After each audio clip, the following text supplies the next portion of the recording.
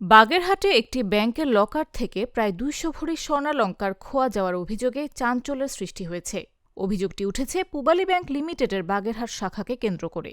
ঘটনার পর বৃহস্পতিবার জেলা পুলিশের ঊর্ধ্বতন কর্মকর্তারা ঘটনাস্থল পরিদর্শন করেছেন।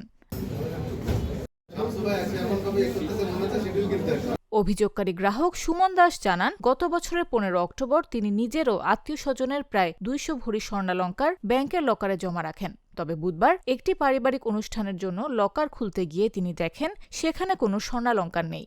বিষয়টি জানাজানি হলে এলাকায় ব্যাপক চাঞ্চল্য সৃষ্টি হয়। গ্রাহক সুমন দাস বলেন, পরিবারের একাধিক সদস্যের স্বর্ণালংকার সেখানে সংরক্ষিত ছিল। হঠাৎ সব উধাও হয়ে যাওয়ায় তারা মারাত্মক সংকটে পড়েছেন এবং ঘটনার সুষ্ঠু তদন্ত দাবি করেন। আমার এখানে একটা লকার আছে, সেই লকারে আমার পরিবার এবং আত্মীয় স্বজনের কিছু স্বর্ণালংকার আমি এখানে রেখে যাই। আমি গতকাল আমার বাসায় একটা অনুষ্ঠান থাকার জন্য আমি গতকালকে এটা নিতে এসে দেখি আমার ওই লকারে কিছু নেই।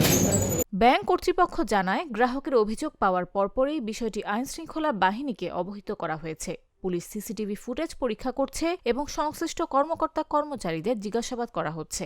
সুমন নামে একজন গ্রাহকের লকারে থাকা স্বর্ণ পাওয়া যাচ্ছে না, এরকম একটা অভিযোগ সমর্থন করা হয়। ওই অভিযোগের ভিত্তিতে আমরা ব্যাংকে আসি এবং এটা ক্ষতি দেখছি যে কী করছে।